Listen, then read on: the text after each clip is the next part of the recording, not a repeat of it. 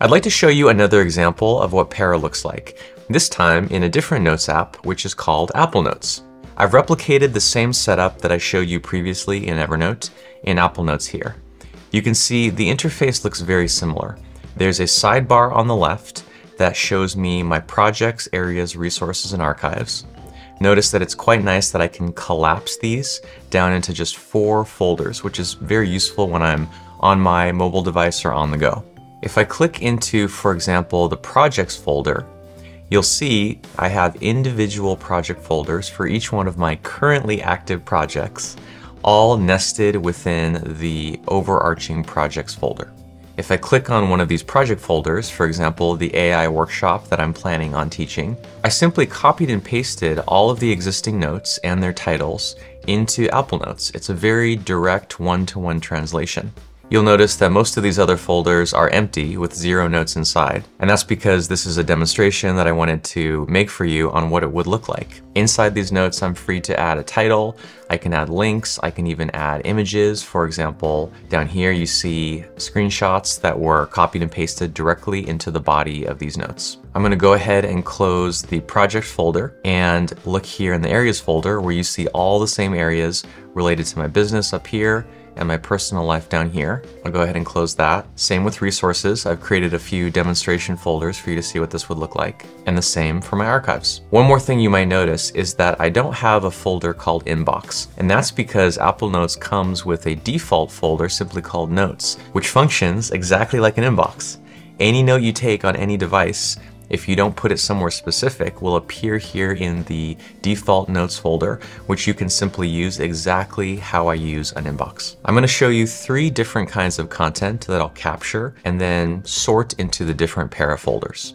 Let's start with some content from an email. This is an email I received recently from Michael, a speaking coach that I'm working with, and he was kind enough to send me, which you'll see here, the notes that he took on our coaching session. Okay, so this is incredibly valuable. Think about the knowledge that this represents.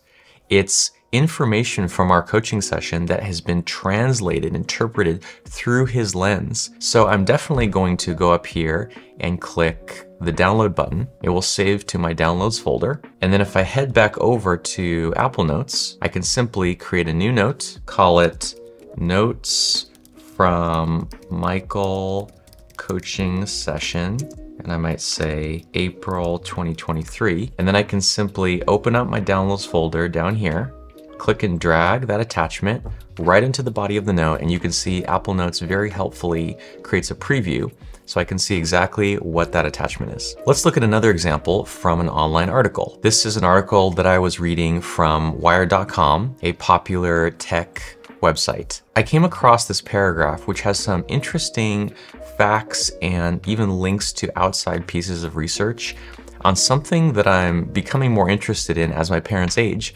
which is cognitive function and even cognitive decline. So what I'm going to do is highlight that paragraph that I want to save, right click it and say copy. And then once again, I can head over to Apple Notes, create a new note, paste it right within the note.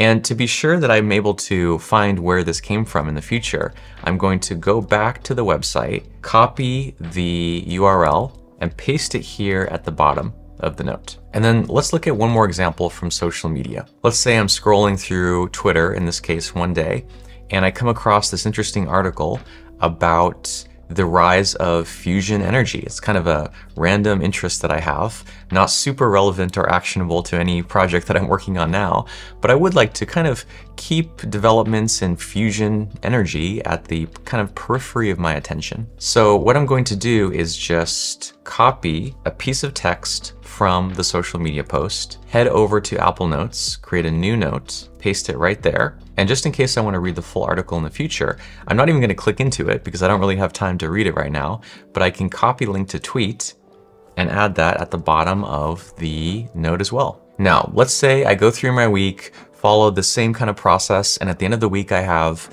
between 10 and 15 new notes. All I'm going to do during, for example, a weekly review is ask myself for each of these notes, what project area or resource is it most relevant to? Where is it going to be useful? Not just interesting, but useful, actionable, practical. So let's start with the notes that I saved from my coaching session.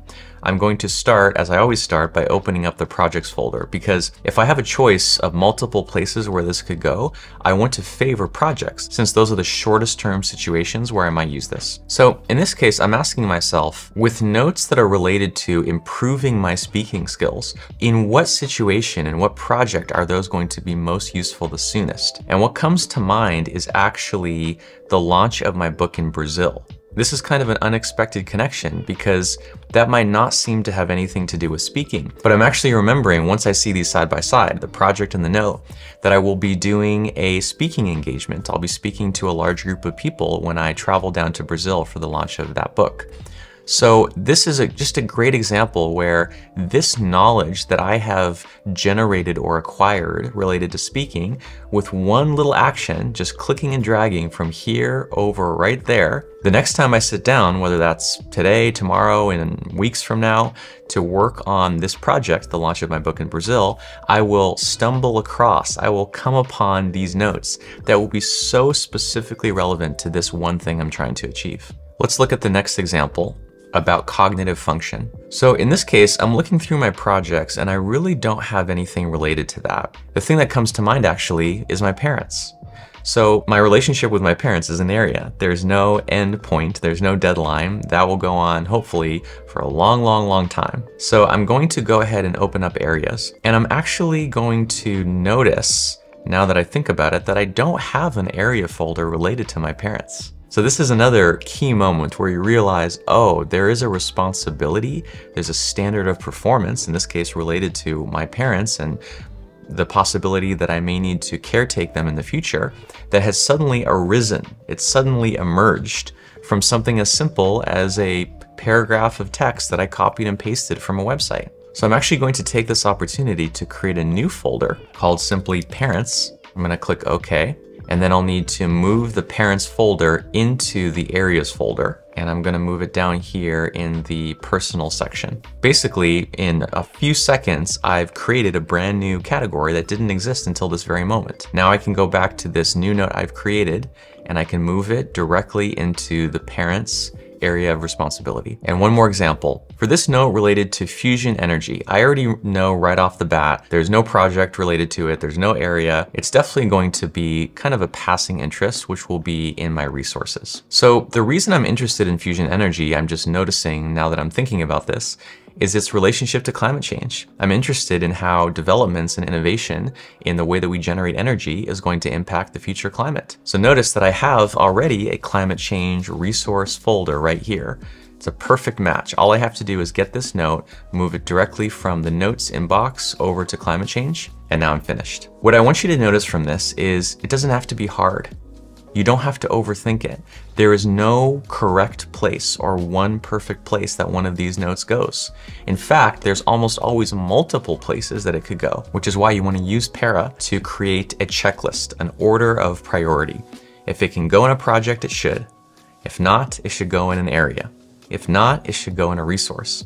And if you can't even think of a resource that it can go in, a resource that it's related to, you can just delete it and save yourself all the trouble.